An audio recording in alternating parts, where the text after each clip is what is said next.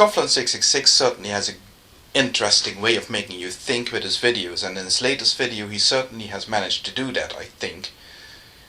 He's talking about the law of the land and how this applies across the board to everybody, or how it should, but how in actual fact it doesn't, and how many people from many different religious backgrounds are already in a position where they've got exemptions and tweaks to the law of the land to cater for their particular religious prescriptions.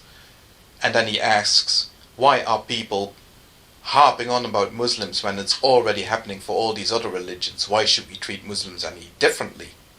And he also points out that, of course, in his opinion, it would be best if there was a single law of the land that was equally applicable to all.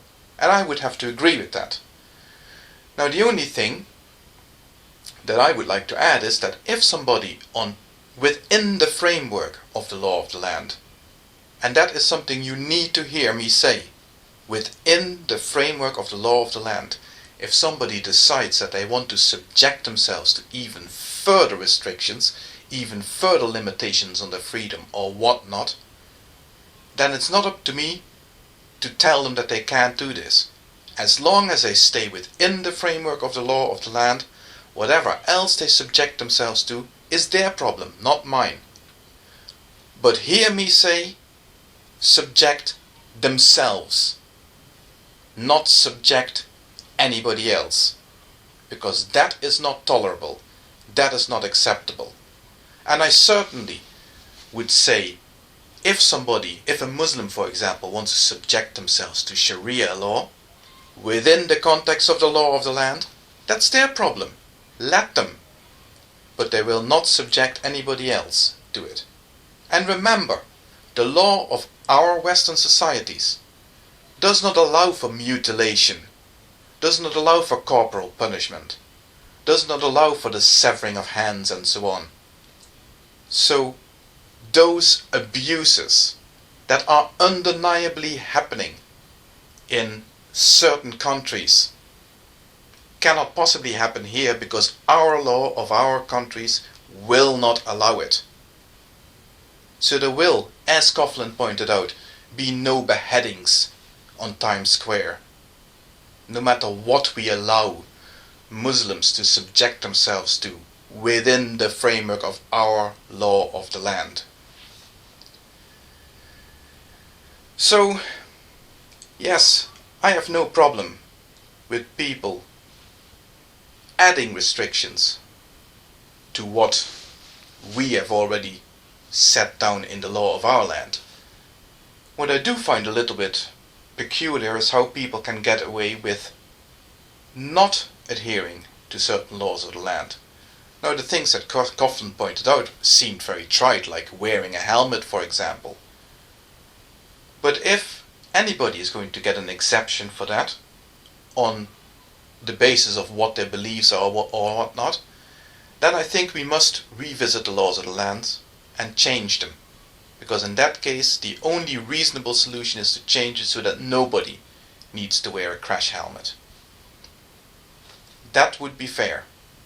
And let the insurance companies deal with the fallout.